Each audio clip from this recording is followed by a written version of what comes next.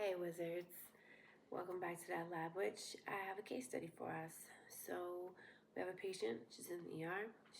Her chief complaint is she has a dark red urine, she's exhausted and has yellow eyes. We recently learned that she came back from rural India.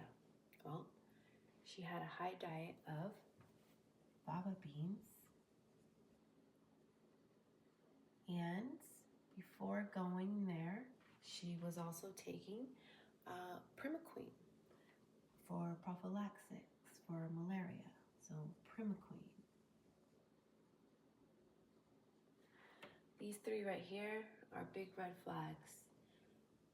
Travel to India, fava beans, Primaquine. Diet and drugs.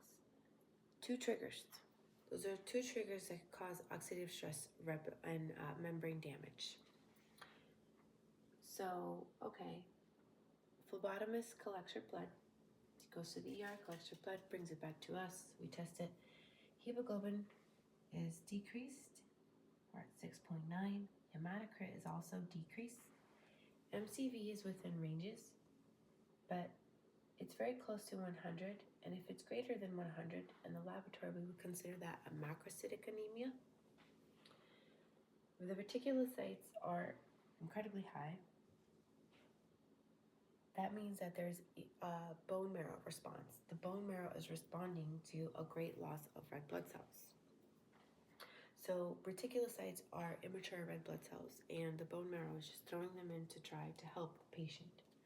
The white blood cells are at equilibrium. The platelets are at equilibrium.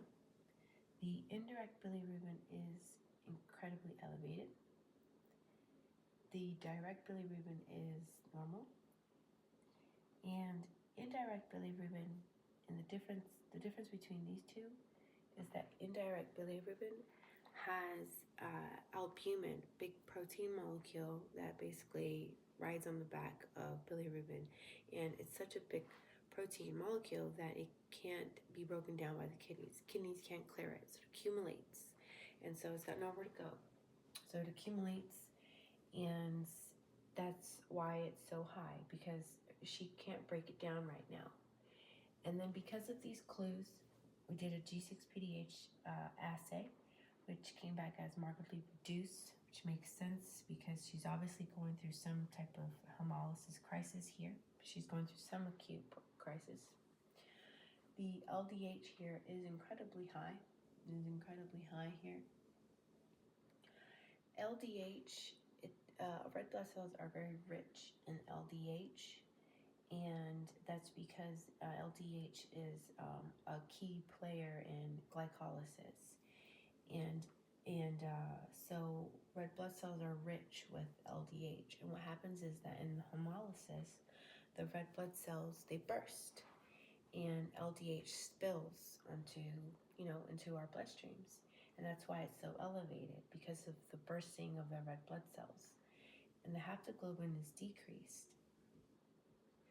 And then it makes sense because hemoglobin is decreased, and hemoglobin is bound to haptoglobin, and so they're both decreased. Red blood cells are bursting, hemoglobin is with red blood cells, they're all bursting.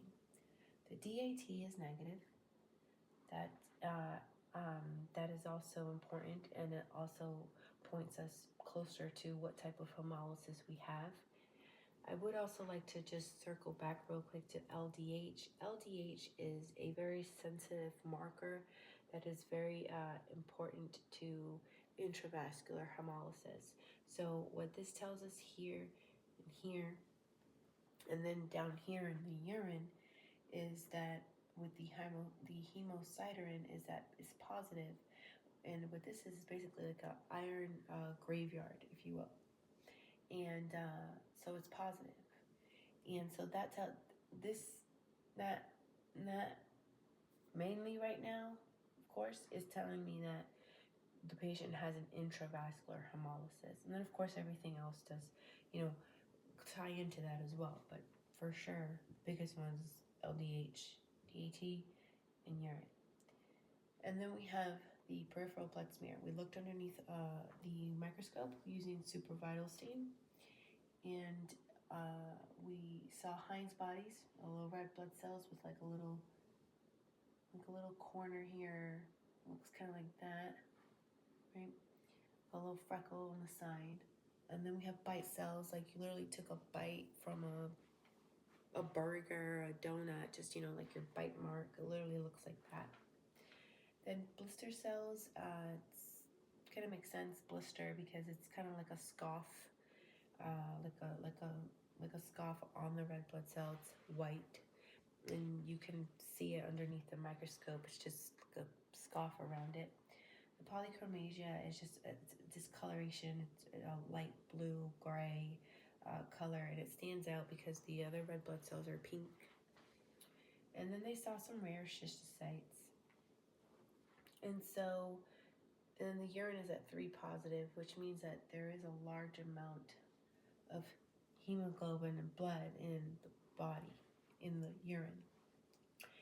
And so what this all tells us is that the patient has an acute intravascular hemolysis caused by a G6-PDH deficiency.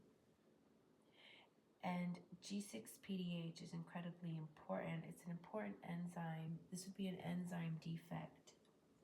Enzyme defect.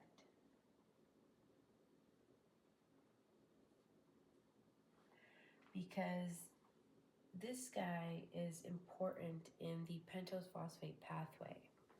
He helps regenerate glutathione, NADPH. NADPH is the shields to our red blood cells. It's literally the shields.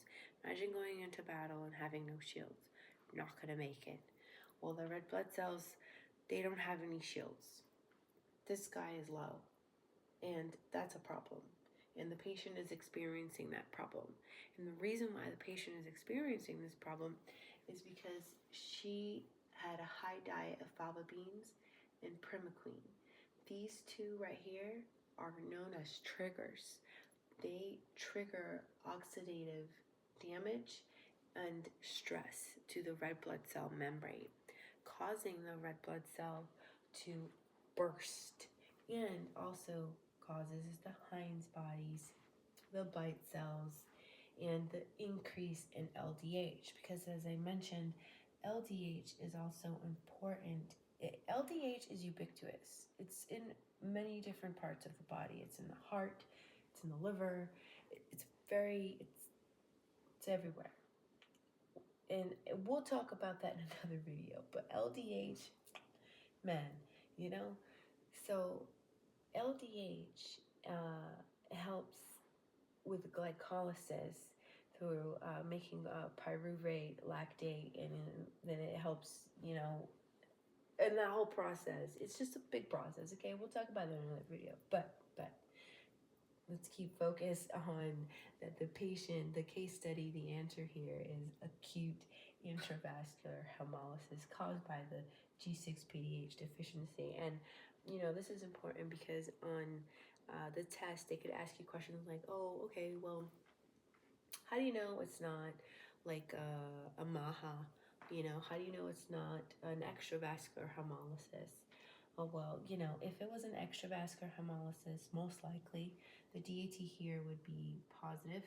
We wouldn't see Heinz bodies, bite cells, blister cells, polychromasia. Maybe some schistocytes. We would see lots of schistocytes in DIC with MAHA, but we would see spherocytes. You know, and if it was a MAHA like DIC, you know, we would have the platelets would be decreased, thrombocytopenia. We would have a large amount of schistocytes. And, you know, if it was an extravascular hemolysis, the hemocytine here would be negative versus positive. And so knowing these different types of values is what's going to help you knock out the ones that you don't need to select for the test and drive you closer to the correct answer. So that's what I got for you guys for tonight. Take care and keep studying, wizards.